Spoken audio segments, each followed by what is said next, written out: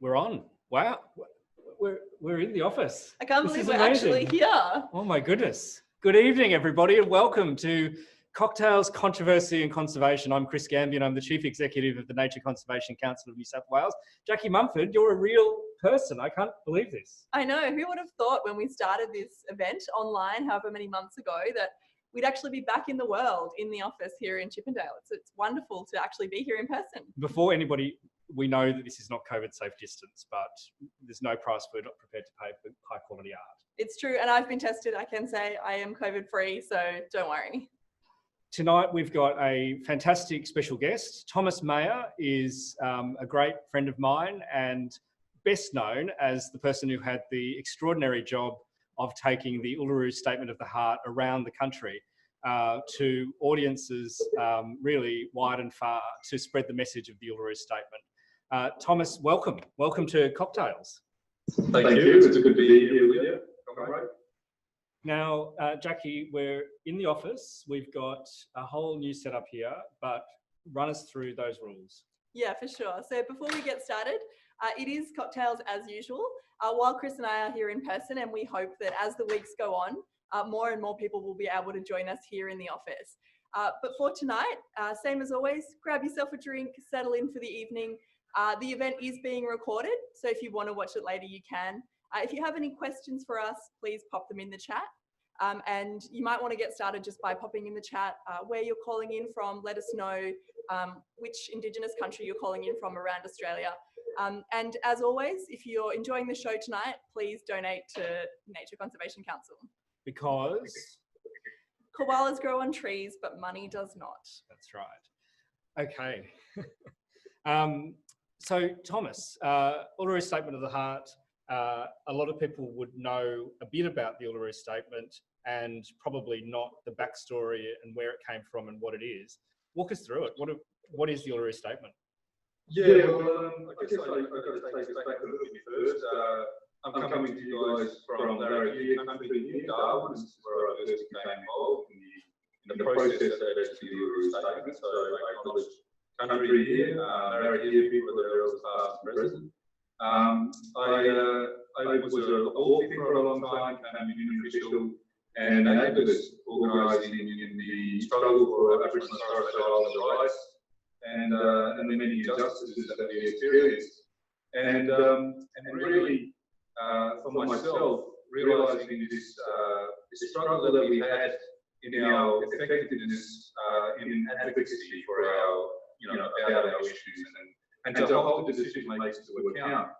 I became involved in one of the 13 dialogues that happened around the country in late 2016, early 2017. And these dialogues were run by the Referendum Council, 50% Indigenous leaders, 50% non-Indigenous, Auntie Pat Anderson, an amazing elder that grew up here, actually a stolen generation woman, grew up in Bracken. She very much led that process.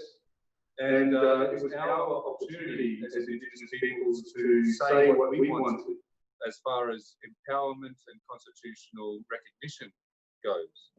And these 13 dialogues, there were 3 days each. They had accurate records of meetings. The participants were invited to a formula to ensure there was a cross-section of perspectives from the communities. And they importantly elected delegates to come together at the end of this process for a final convention in the heart of the country at Uluru. And it was at that convention that we synthesised the outcomes of the dialogues and developed the Uluru Statement from the Heart and endorsed it emphatically on the 26th of May of 2017.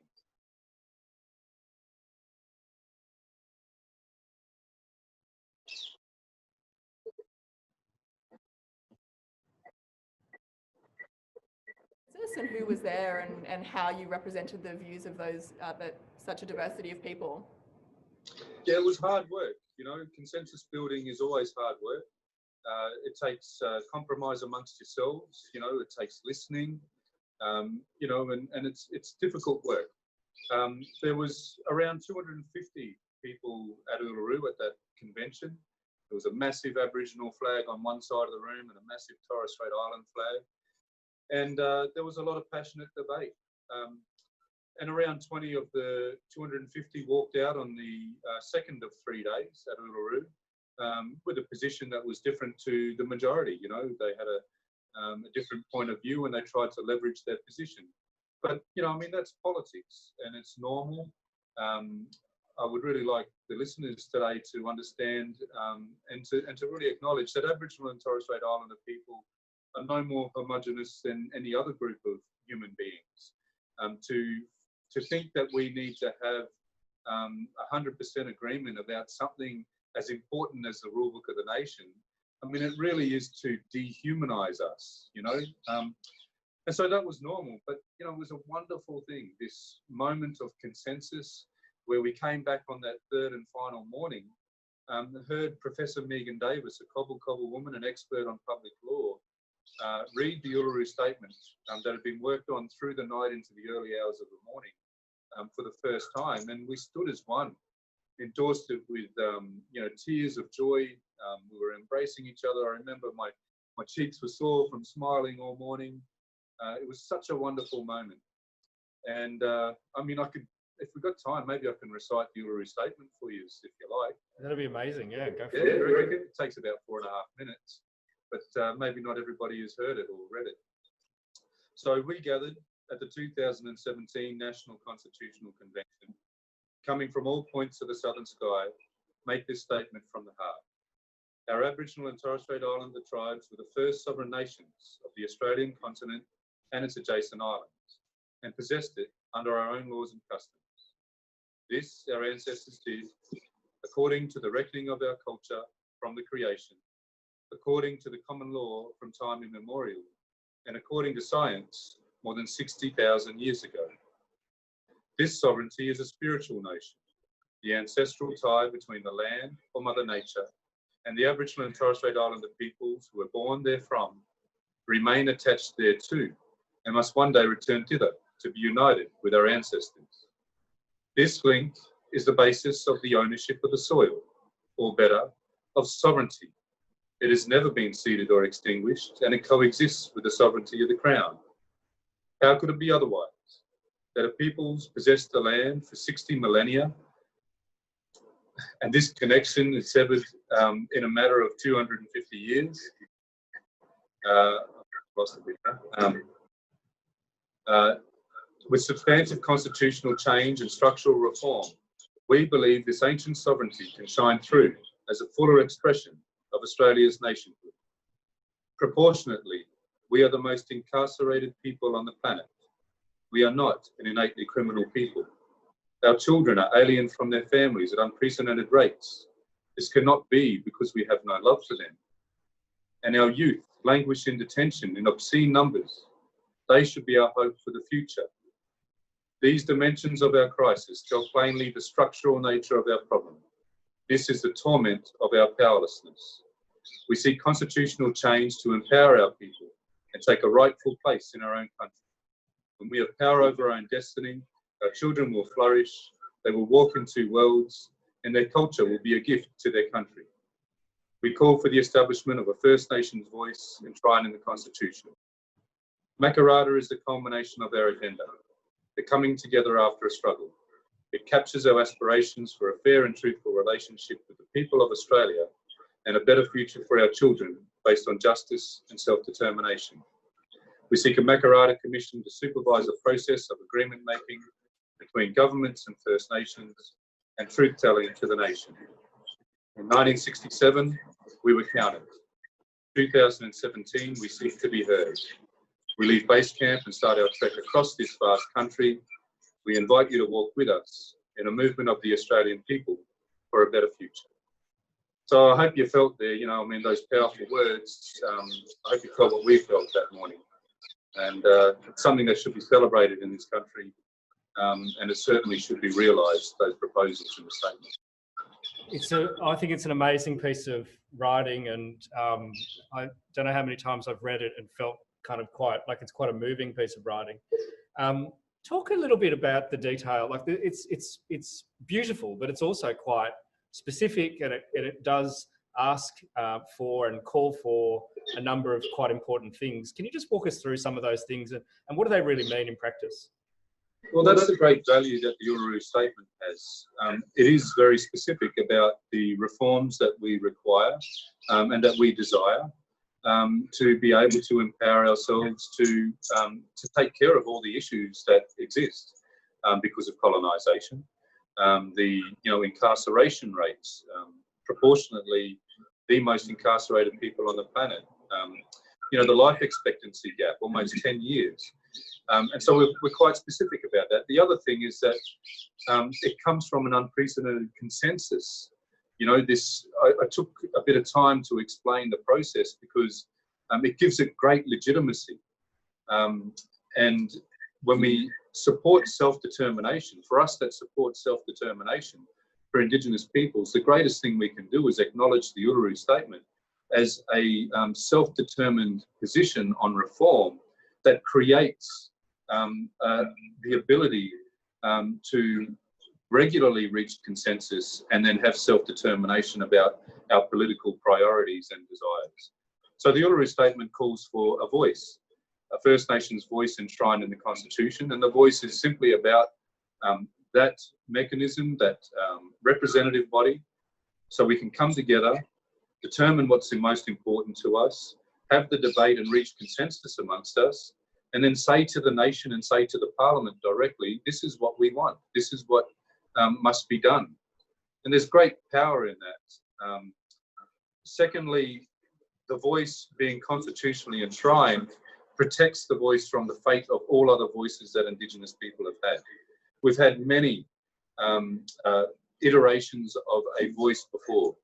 The AAPA, the first acknowledged Aboriginal political organisation in the 1920s, destroyed by the authorities with threats to steal the leadership's children, through to ATSIC, that John Howard vehemently opposed in opposition, and then set about destroying as soon as he won power by demonising and amplifying the problems that ATSIC had instead of improving it, and allowing a review to be implemented, the recommendations of a review to improve that organisation.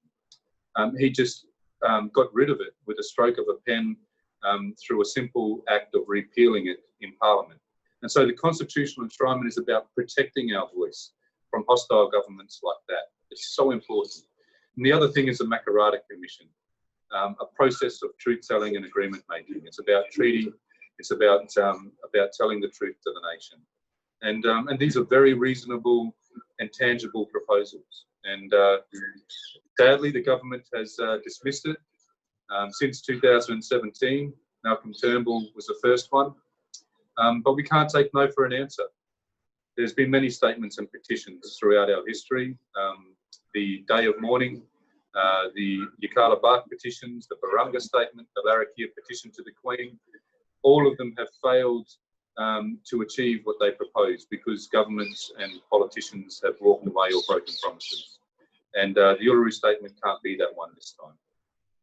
Note that when the statement was first made back in 2017, Malcolm Turnbull was the Prime Minister and he dismissed it pretty much straight out of hand, especially the concept of a voice, described the idea of a voice as a third chamber in the Parliament and ideas like that. Can you talk a little bit about that? I mean, first of all, that experience at the time and what are the sort of practical models? Like how could this work in a way that would be meaningful?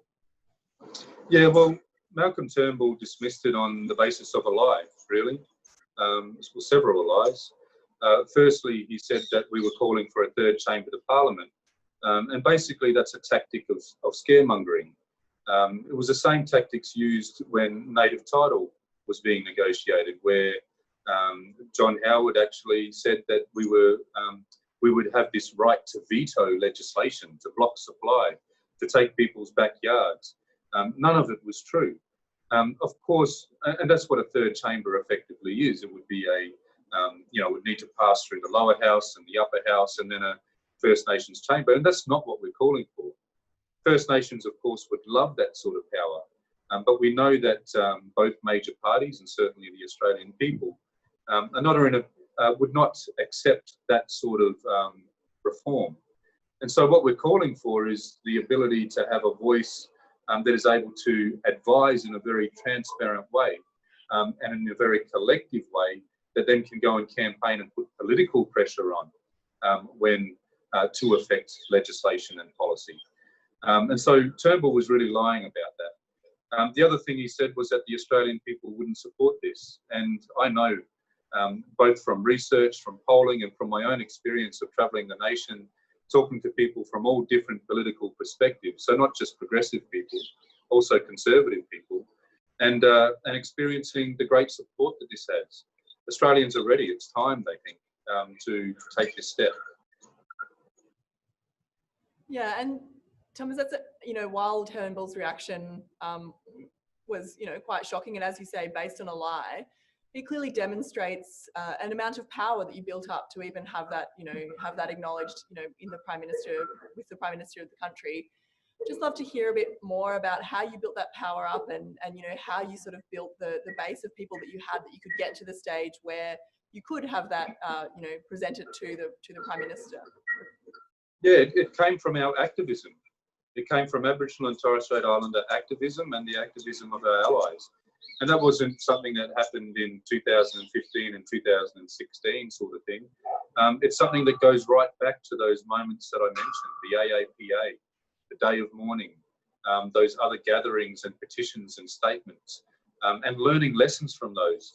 You see, when Malcolm Turnbull dismissed the Uluru Statement, and even today as the government seeks to water it down and try to ignore it, we didn't take no for an answer. And a really valuable lesson that we learned from the previous statements and petitions was that they were all addressed to a parliament or a king or a queen that all ignored Aboriginal and Torres Strait Islander aspirations. When something was put to the Australian people in 1967 to count us as full citizens and to amend the Constitution as such, and to take the power away from the state governments that were so cruel to our people leading up to 1967, the Australian people overwhelmingly supported that. The greatest outcome that we've ever had for a referendum, over 90% support. And so what we did from those lessons was we wrote the Uluru Statement to the Australian people as an invitation. And I hope people picked that up when I recited it so poorly, that this was a invitation to the Australian people. So when Turnbull said no, when Morrison, indicates that he doesn't really support this, we don't have to accept their answer. We can fight for this until we achieve it. And if that takes us a decade, or if it takes us several decades like 1967, the referendum took, then we will fight for that long. But our campaign timeline is we want to do this in 3 years, towards the end of the next term. We want to see a government that supports this in power, and we want to see them take it to the people, and we know the people will vote yes. That's, you touched on it there, that Turnbull really, flicked it away. Morrison's not engaged, clearly doesn't support this. How do you keep energy alive? How do you get up in the morning and keep fighting? Where do you find that sort of motivation? Well, I get the motivation from the fact that my people are dying every day in the communities where I live and near here. I take my motivation from, those statistics that are so real and so shameful for our nation. Take my motivation from what happened in Uluru in 2017, that hard work, that emotional investment that we put into debating something when we have such little faith in what we determine ever being achieved because of so many broken promises and so much ignorance. And I take my motivation from the reaction of the Australian people. And I think, Chris, I believe we have the ingredients for change. I think we got the balance right in our proposals, because I know that there are some Conservatives that support this, even those that are in Parliament today.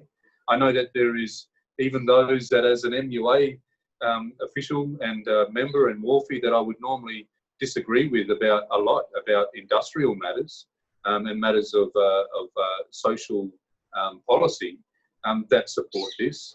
And we know that, you know, on the left, our strong and militant unions and, you know, campaigners, you know, conservationists, people, you know, like myself that also campaign for, you know, against, you know, climate damage and to stop climate change.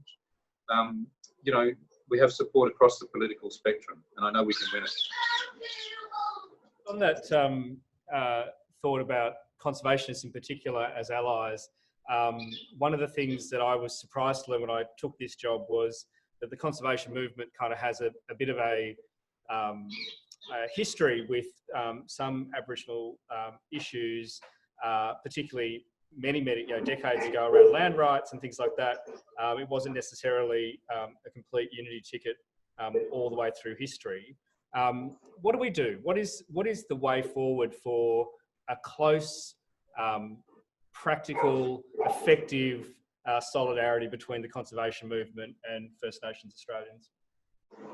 Well, I think the first step, really, as far as something really that goes to the crux of the problems, right, is for you to support the establishment of the First Nations voice in the Constitution. I mean, when you ask that question, how and who, and there is no national structure in that regard. So for a national or even a state conservation organisation to engage with First Nations, first we must build these structures that can be unapologetic in what they say, you know, and therefore, by doing that, by being protected by the Constitution. You see, when I say that, we're only 3% of the population in this country. So our democracy, we're unheard in our democracy. And that goes for New South Wales as a state as well. And so we need that sort of protection. We don't have the resources. We're mostly impoverished. And so the first step for conservationists to genuinely engage with First Nations is for us to be able to establish this representative body so that you have a body to engage with that has the strength to engage as an equal or from a place of its rightful place, but then also to be able to be a strong ally in trying to achieve things for conservation in our environment.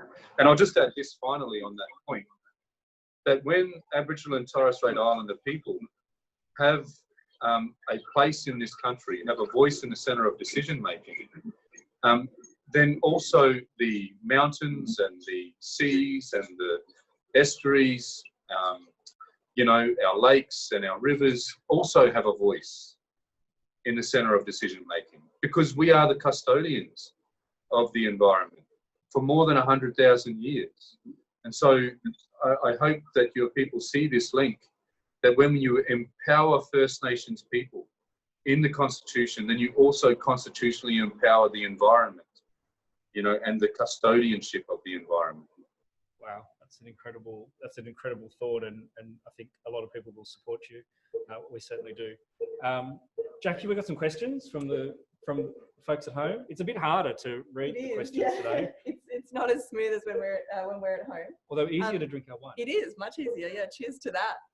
One of the questions that has come through, Thomas, is just what do you see as a top priority out of the Uluru Statement? The top priority is certainly the establishment of the voice in the Constitution, and I'll explain why. Firstly, because that was the discussion at Uluru, that the voice comes first. I gave the presentation before the Uluru Statement was read for the first time about a roadmap. And it makes sense, it's logical because of this.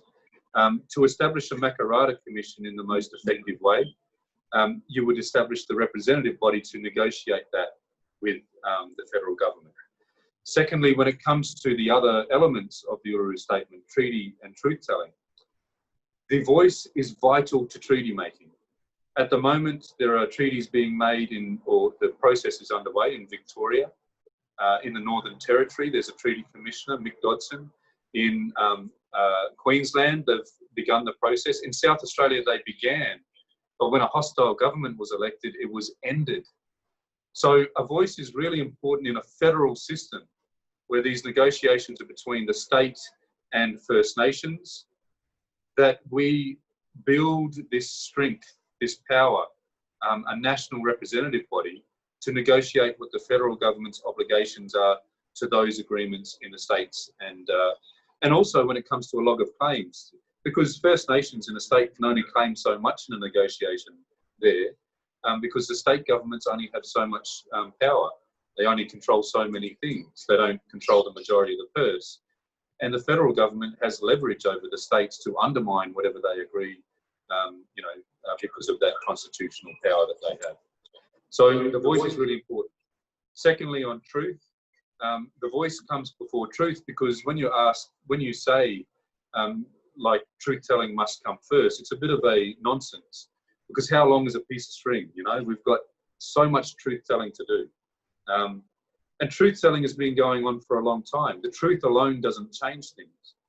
There's truth-telling in history books going way back, the Boyer lectures, going back to W.E. Stanner. It's in movies and documentaries. There's the Royal Commission reports are full of truth-telling, but we lack the political power to use the truth to get outcomes, and so the voice must come first. Great, thank you. We did have another question, not so related to the Uluru Statement, but we've got some people who've noticed your wonderful bookshelf there. Have you got any books you'd recommend? Oh, yeah, there's recommend. Well, I recommend Dark Emu, of course, and also, oh, where is it? Oh, this one here, I Am Uluru, is really great. You may not have heard of this one. It's about the Uluru family, the family that gifted the name Uluru to the Uluru Statement from the heart, and I think this is a great book. And then, of course, there's my own. If people haven't heard of it, I've got to give it a plug. Finding the Heart of the Nation. That's my copy. It's a bit worse for wear, carried around the country a fair bit. But all of the author royalties, it's not a personal gain I'm trying to get out of this. It goes to the campaign. And it's all about the Uluru Statement and a whole lot of people that were part of it. Yeah. The kids' version of that book. Yeah, the kids' version. Tell us about that. The kids' version, I was inspired by how my kids come home from school. My young kids are 7 and 8 now, but when they learn about Larrakia language and culture and about the seasons and things like that, Aboriginal science, they're really excited to come home and tell us about it, myself and my wife. And so I thought, after writing this book, I thought I should do a kids version, because the kids will go home and teach their parents or their guardians about the Uluru Statement. And I thought that would be a really powerful part of the campaign. And yeah, it's been really successful, both books actually. Yeah. The kids version, and I thoroughly recommend it. It started my daughter is 6, and it started some conversations in our family that were great. It was just really kind of when kids ask tough questions, they deserve decent answers, and it's really, I think it's been a really positive thing for our family. Definitely. Oh, to hear, mate. Good to hear. Yeah, it's a balance. It's gentle truth telling, but at the same time, it doesn't miss that Captain Cook arrived and changed things. It doesn't miss that the heart of the nation didn't come with the ships, or wasn't dug out of the ground, or wasn't in the banks. It basically says, in a way that kids can understand, we need to listen to First Nations and include them to find the heart of the nation. Very much, Thomas. Now, it's nearly time to go, but Thomas, we have a tradition on Cocktails where we like to invite our guests to be part of a bit of a game at the end of the episode. Are you up for a game? Oh, okay, sounds dangerous, but I'll have a go. So it's been a bit of a big week, Jackie, would you agree, yes, in New South Wales politics in the last few days. You did an episode last week about, 2 weeks ago, about koalas with Kai, and then all hell broke loose. Yes, it's true. The New South Wales government almost fell in on itself in the last week. Big issues. Very big issues, yes. Not crossing the floor over coal seam gas. No, not over jobs in regional areas or anything. Not health services in Broken Hill. No, we want to retain the right to kill koalas. Over koalas. That's the most important issue. So, Thomas, we got just one quiz question for you.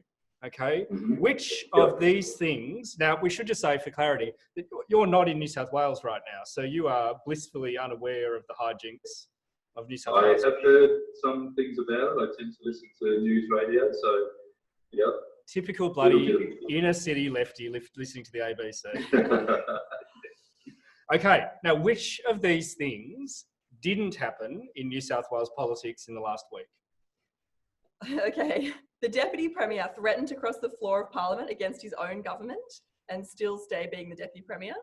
Or was it an MP got so animated during a parliamentary debate that he started waving his shoe around?